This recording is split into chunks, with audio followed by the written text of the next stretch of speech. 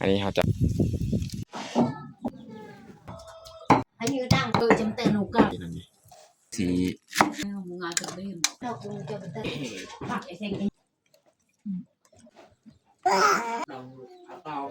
อย่าลืมกดไลค์กดแชร์และกดติดตามเด้อพี่น้อง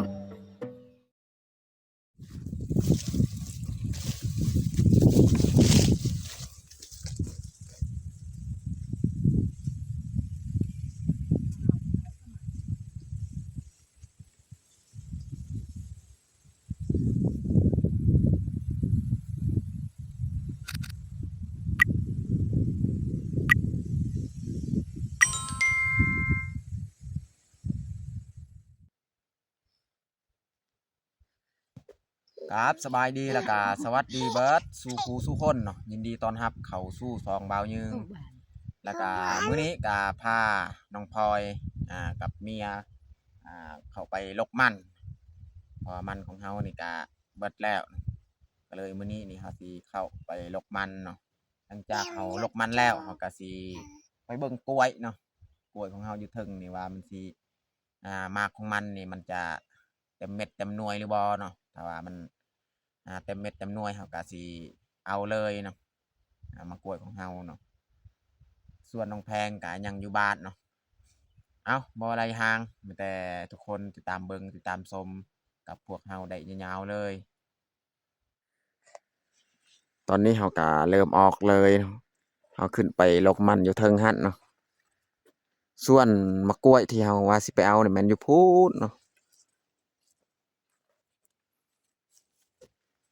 เฮาก็ไปกับน้องพลอยเลยเจียน้องพลอยไปนำ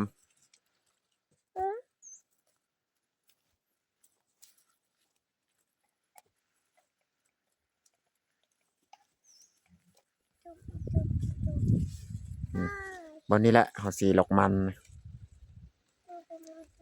เฮาลกแล้วมันนี่จะไปอยู่พุ่นเนาะไปเบิ่งกล้วยเฮาอยู่พุ่น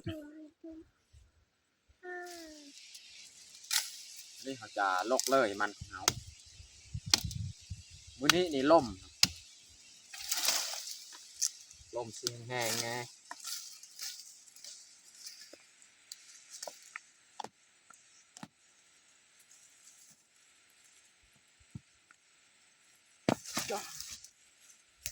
บ่าว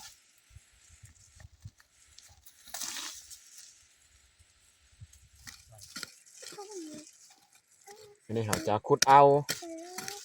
ตัวใดที่มันหักมันหลุดมันเราต้องไปขุดอีก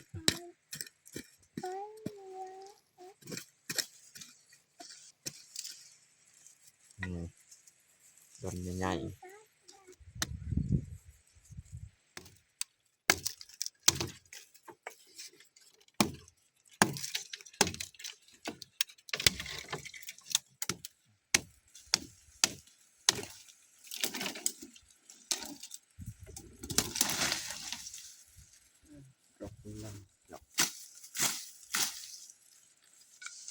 อันนี้มันต้นที่ซองอีกเขาหลก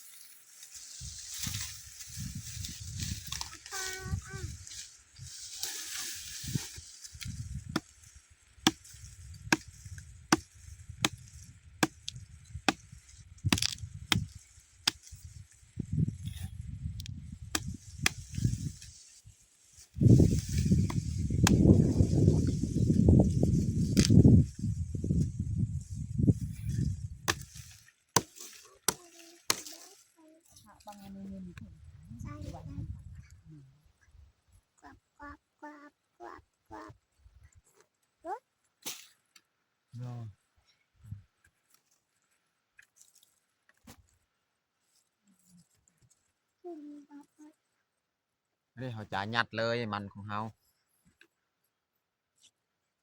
ขุดมันกับซองต้นจะน่าเขาไปเบิ่งกล้วยอีกนะถ้าว่าขุดลายยันมันเต็มกระพาก่อน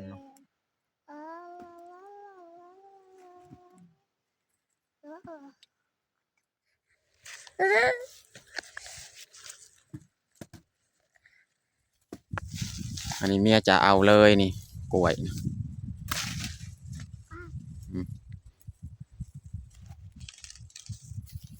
ส่วนเครือตัวนั้นนี่ยังบ่ทันได้เต็มเม็ดเต็มหน่วยมากของมันนะ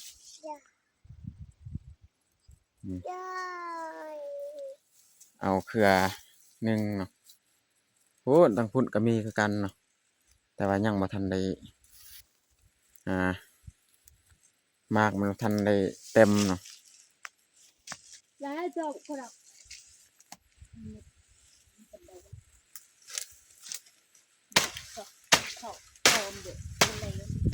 เนี่ยจะตัดเลยต้นที่เขาเอามากมันตัดลมเลยเนาะกองไว้อยู่ต้นมันดอม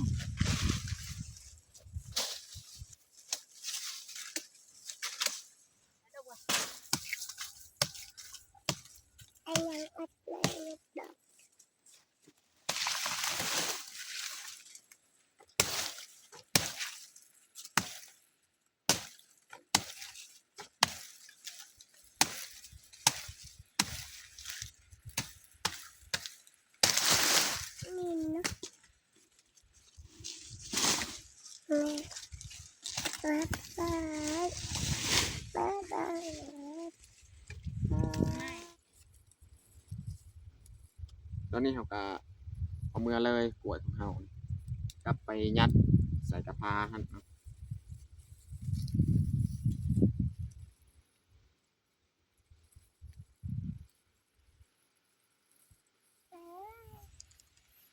ตัวนี้นี่ก็เต็มเม็ดเต็มหน่วยแล้วหมากของมันแล้วเราจะเอาไว้อยู่บ้านเลย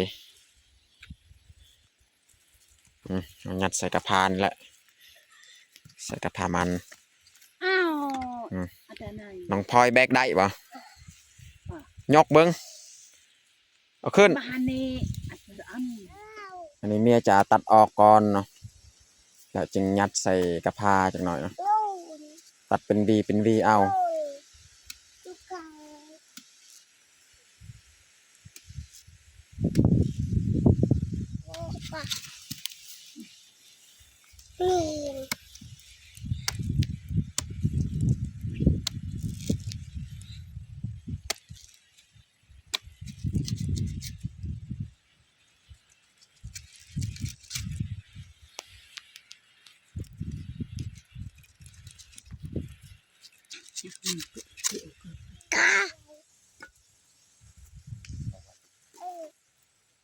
ต้องประจักษ์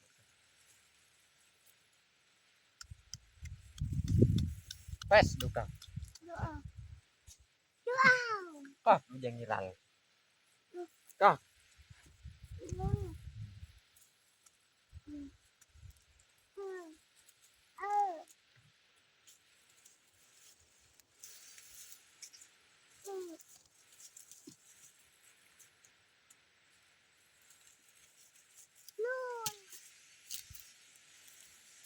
ตอนนี้ก็เรียบร้อยเขาหยัดพอดีเต็มกระพาเลยวันนี้เขาสีเกียมกลับบ้านเลยอันนี้เมียจะขุดเอาคาเนาะเพราะว่าคามันมีตามปลาเนาะ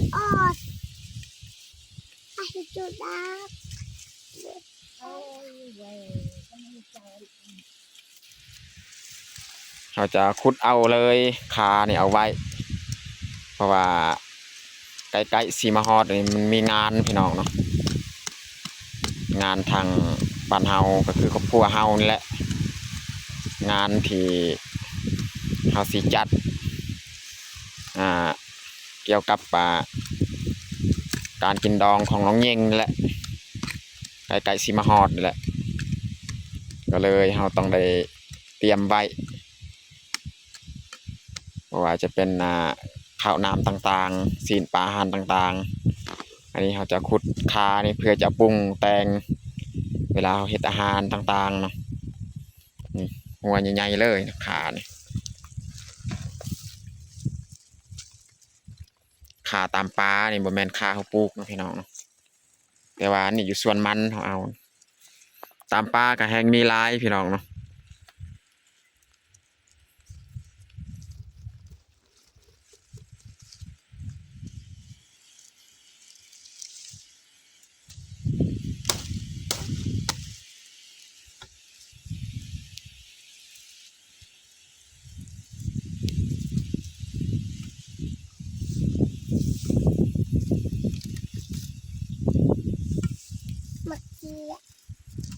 chia lộc tắc tắc ấn sai lúc gì đó เจ้าเจ้าในเด็กดอม เจ้าให้ แม่นอาดะ ตอนนี้เฮากะสิเกียมกลับบ้านเลย chưa เจ้าให้จบ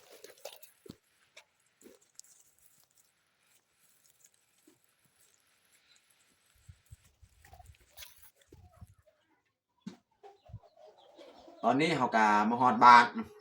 วันนี้เฮาสิมาเฮ็ดอาหารเที่ยงกินเลยสำหรับอาหารมื้อนี้แม่นเฮาสิเอาเขียดนี่เขียด 2-3 โตวเฮาสิมาอ้อแล้วก็สิทอดไข่นำ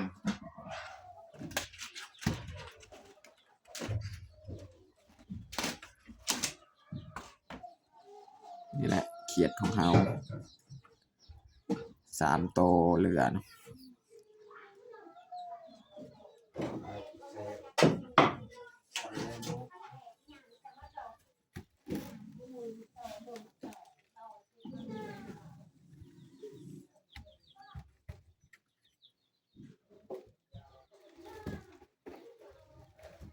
nên còn cái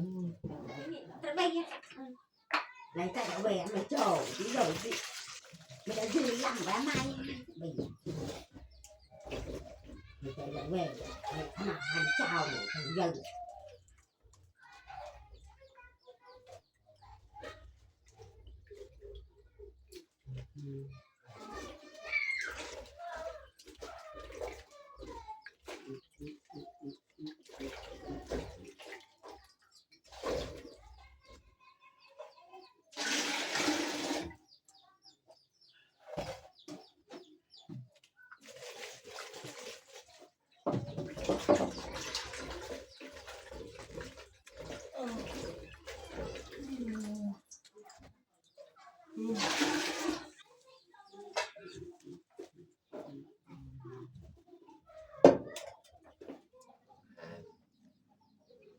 ตอนนี้ก็เรียบร้อยเราทำความสะอาดนะ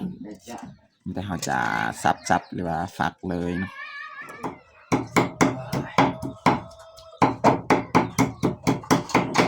bảo có tệ lên à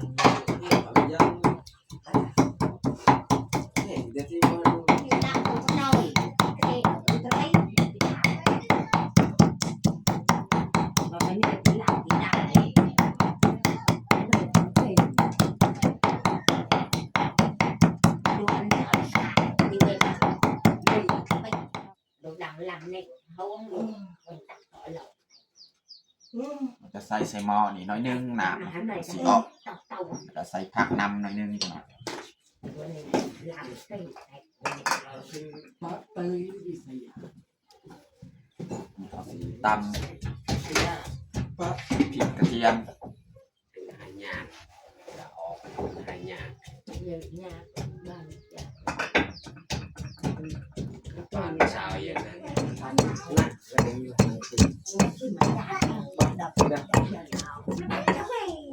chúng mình làm vậy ở vài trong chục bên đá làm câu chờ về là chờ cái này nó làm xanh จำเป็นหนูกับทำไม mà xài lên từ giờ làm về cái này thì đây là chục đá sấy hồng đèn ซอยหอมแดง về các bạn mà tôi à bé lại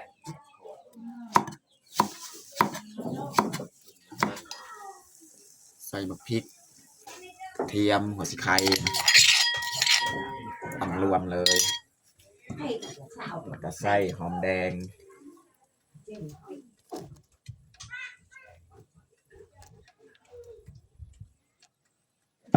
ใส่เกลือ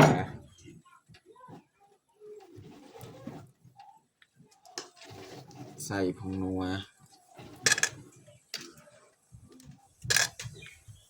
แล้วก็ใส่เขียดที่เราผักเลยนั่นนี่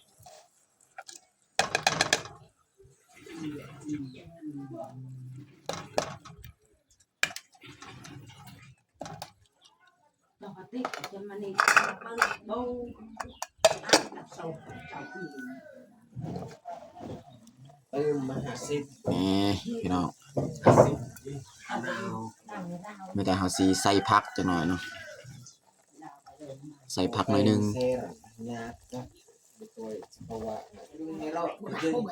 mau thì này tao เดี๋ยวมาไหน จะดูว่าให้ tao đàn cái đàn này rồi ai mà cũng cái nào ก็ป่าอะไรอย่าง แล้วก็ซอยผักเนี่ยสีแรกๆเนาะเอาว่าเอาออก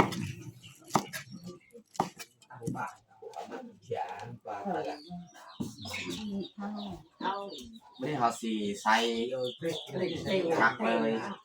chụp này coi nó có dòm thì kia để cái lồng của mình tao nó thì em ở đằng lao cho đào đâu thôi chả ăn này thì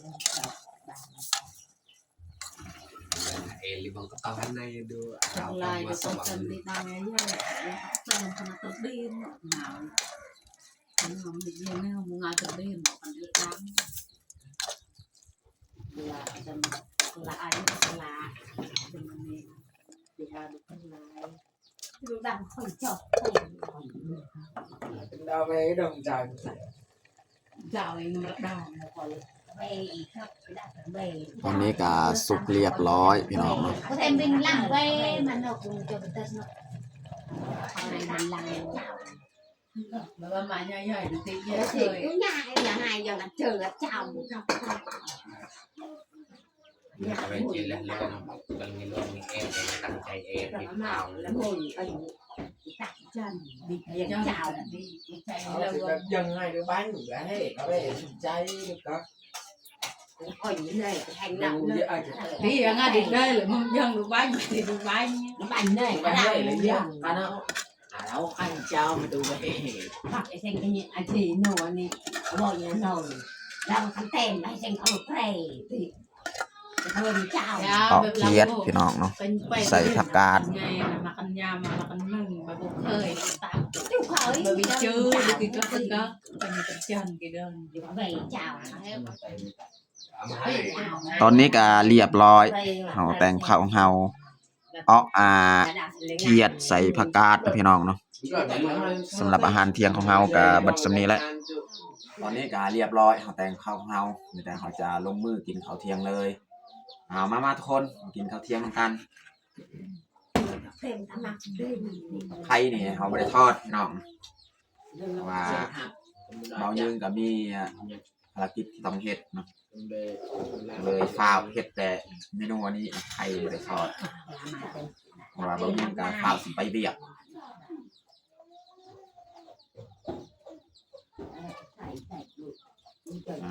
น้องพลอยกำลังมาโจ้จ้าเย้ย đây ơi tôi trả trả em น้องพลอยนักไปลิ้นตลอดดอกอะไรกันดอก luôn luôn nào ดอก ngọc ดอก em mới cho mama không nào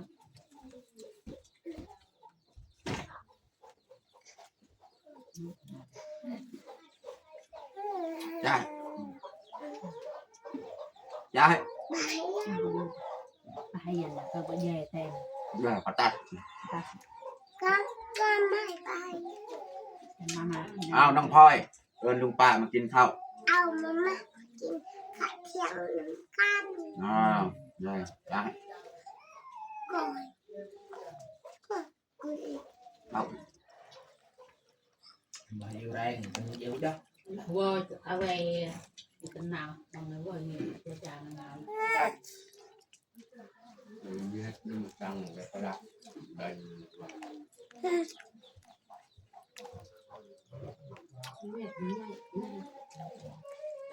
biết jam mình về đèn mà làm một cái đã được vào ก็คันปวดอ่ะ jam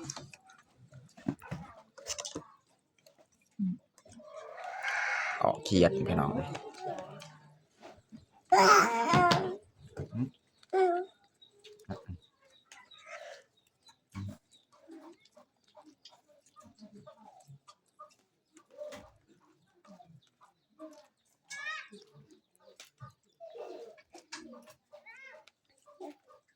Một là cây khai miệng đầy ra mồi